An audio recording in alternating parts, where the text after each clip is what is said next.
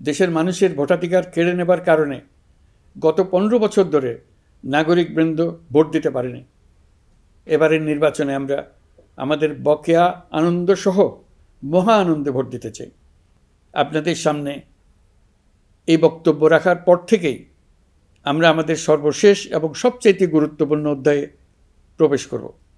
আমরা এবার একটা নির্বাচিত সরকারের কাছে দায়িত্ব হস্তান্তরের প্রক্রিয়া শুরু করব।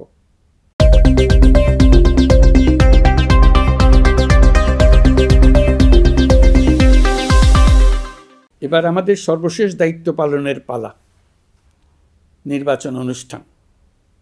আজ এই মহান দিবসে আপনাদের সামনে এই বক্তব্য রাখার পর থেকেই আমরা আমাদের সর্বশেষ এবং সবচেয়ে গুরুত্বপূর্ণ অধ্যায়ে প্রবেশ করব।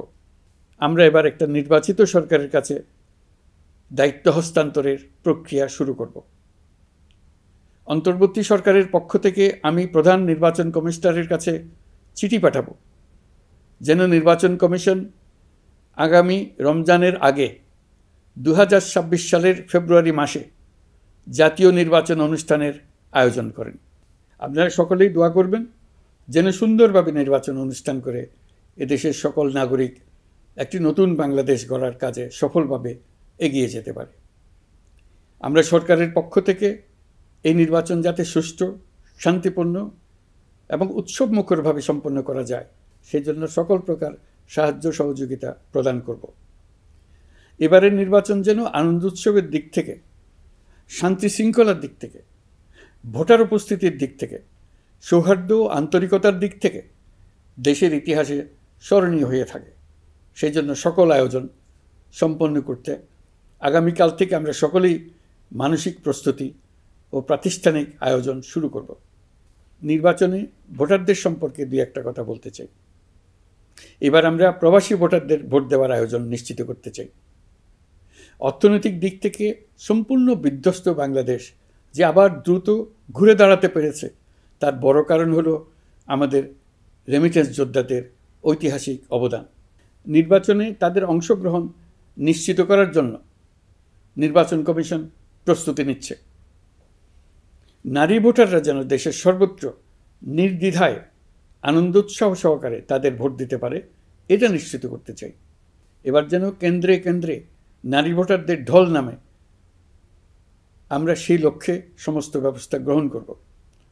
দেশের মানুষের ভোটাধিকার কেড়ে নেবার কারণে গত 15 বছর ধরে নাগরিকবৃন্দ ভোট দিতে পারেনি। এবারের নির্বাচনে আমরা আমাদের বকেয়া আনন্দসহ মহা আনন্দে ভোট দিতে চাই। এবারের নির্বাচনে জীবনে প্রথমবার ভোট দিতে যাবে এরকম ভোটাররা নানা উৎসবের মধ্য দিয়ে ভোট কেন্দ্রে যাবে, তাদের এই দিনটি স্মরণীয় করে রাখার জন্য। এর মধ্যে নতুন নারী ভোটার থাকবে, নতুন পুরুষ ভোটার থাকবে, এর মধ্যে এমন ভোটার থাকবে যারা 15 বছর আগে থেকেই ভোট দিতে পারত কিন্তু জীবনে একবারও ভোট দিতে পারেনি। এর মধ্যে আসবে যারা 10 বছর আগে, 5 বছর আগে ভোট দিতে পারত কিন্তু পারেনি।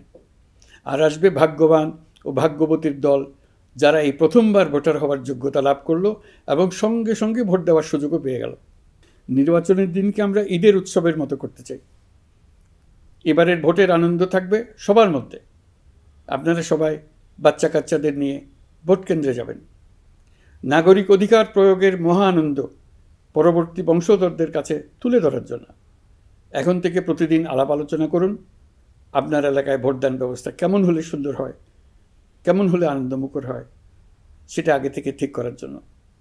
নতুন বাংলাদেশ গড়ার কাজের ভিত্তি রচনা হবে এবারের নির্বাচনে।